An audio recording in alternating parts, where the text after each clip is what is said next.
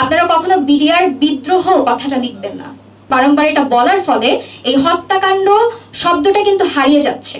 তখন আমার বয়স 14 বছর ছিল, আমি খুব ছোট ছিলাম না, খুব বড় ছিলাম না, হ্যাঁ, কিছুটা বোঝার মতন বয়স তখন ছিল। একটা সম্পদ দিয়ে কখনো কারো বাবা, কারো মা, কারো সন্তান হারানোর কষ্ট চাপা দেওয়া যায় না।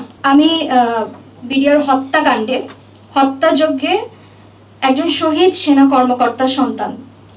আমার বাবার নাম কি বা আমার নাম কি সেটা এখানে মুখ্য নয়। 15 বছরে বহুবার আমি বলেছি, কখনোই please from this point onwards আপনারা কখনো বিডিআর বিদ্রোহ কথাটা লিখবেন না। এটা কোনো বিদ্রোহ ছিল না, এটা খুব পরিষ্কারভাবে এখন বোঝা যাচ্ছে, সবাই বুঝতে পারছে। কিন্তু বারংবার এটা লিখার ফলে, বারংবার এটা বলার ফলে এই হত্যাকাণ্ড শব্দটা কিন্তু হারিয়ে যাচ্ছে। হ্যাঁ, আমি যখন কথা বলি আমি কিন্তু কখনো কাউকে বলি না যে আমার বাবা মারা গেছেন, আমার বাবা he has passed away, he is dead, he is diseased. No, he was killed, he was assassinated. Let this be on record. তখন আমার বয়স 14 বছর ছিল, আমি খুব ছোট ছিলাম না, খুব বড় ছিলাম না, হ্যাঁ, কিছুটা বোঝার মতন বয়স তখন ছিল।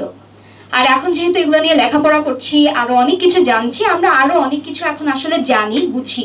15 বছরে আমরা আনফরচুনেটলি সংবাদ মাধ্যমেই হোক, পত্রপত্রিকায়, টিভিতে বিভিন্ন সময় কিছু অপপ্রচার এবং মানে মিথ্যা সংবাদ প্রচারের কারণে আমাদের কিন্তু প্রত্যেকটা পরিবারের প্রত্যেকটা সদস্যের, আমার ভাই বোনরা যারা এখন ছোট, তারা হয়তো তখন সেই মেমোরিটা হয়তো তারা পাননি। আমরা যারা মাঝামাঝি সময় ছিলাম আমরা কিন্তু পেয়েছি। আমাদের মা বাবাদেরকে, মানে আমাদের মাদেরকে, আমাদের আন্টিদেরকে কিন্তু আমরা প্রচুর জায়গায় হেনস্থা হতে দেখেছি।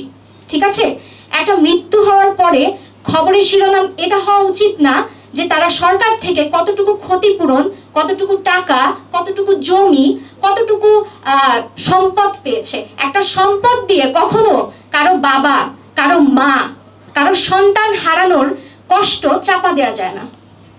আমরা যেন এই ব্যাপারে একটু মাইন্ডফুল থাকি।